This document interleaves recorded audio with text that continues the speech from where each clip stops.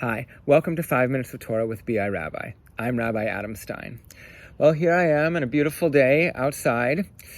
I'm in the yard of the place we're renting for far too much, but it has a lovely yard, and it is Vancouver.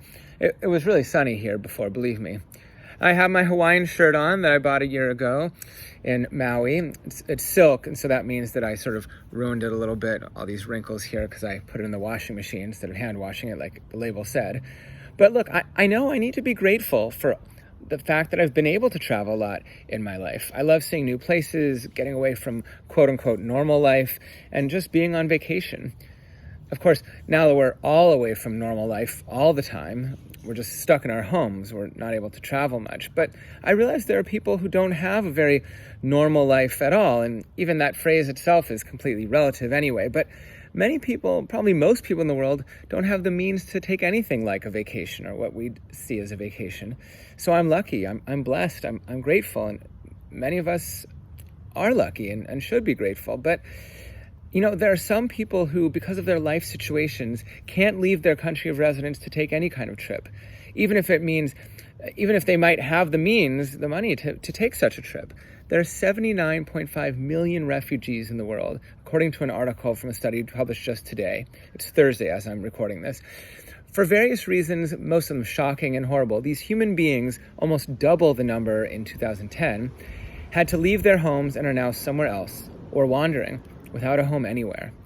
If they leave the place where they've ended up, the US, Canada, a European country, Australia, Israel, they might not get back in. And of course, some people can't go back to where they came from because they fled persecution, and returning to visit family would just bring more torture and violence or even death. You know, just south of us in the U.S., the Supreme Court today, Thursday the 18th of June, said that the Trump administration could not immediately end a program called DACA, Deferred Action for Childhood Arrivals. It's a program that allowed 700,000 recipients, known as Dreamers, to stay in the U.S. and work or study and not be deported. These are people who were brought to the U.S. by their parents as children, but their parents didn't apply and come over legally.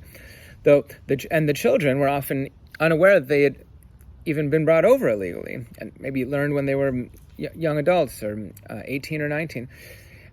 Now, it was just an executive order that created the program by Barack Obama. So life always seemed precarious for these DACA recipients, as they knew it could be undone with another executive order, as President Trump tried to do before his order wound its way through the courts, ending with today's Supreme Court ruling. Well, probably not ending. We'll see what happens after today. So why bring this up in a 5 minutes video that's almost up? We're at 3 minutes. What's the connection to Judaism and our weekly Torah portion? It's called 5 Minutes of Torah with a B.I. Rabbi, after all. So where's the Torah?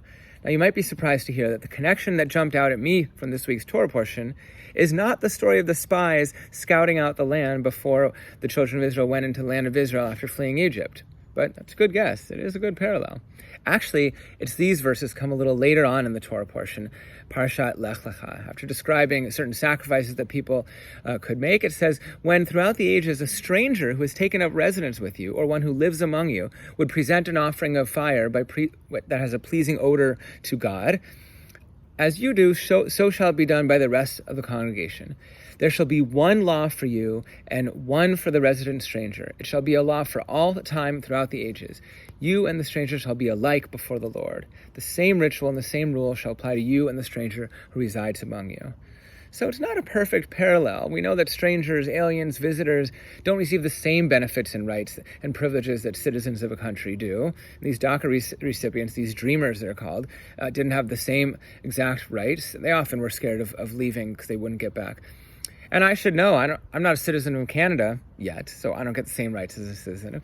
And in post-biblical Judaism, rabbinic Judaism, modern Judaism, we're certainly aware of ritual actions that are reserved for Jewish people. But what powerful biblical statement that there shall be one law throughout the ages for the native person to the group and the stranger. Certainly stemming from our Torah's concern that we treat strangers kindly, because we need to remember that we too were strangers. Also, one bit of bonus Jewish law, halakha for you today. This is really interesting. The former U.S. President, Barack Obama, who made the original DACA executive order, that order is a wonderful example of a halakha concept called shev ve'al ta'aseh. So what is that? Well, technically, these 700,000 young adults were breaking American law, even though they were children when they were brought over, and they should have been deported, technically. But the halakha concept of shev ve'al ta'aseh literally means sit and do nothing. So Barack Obama, you could say he was used.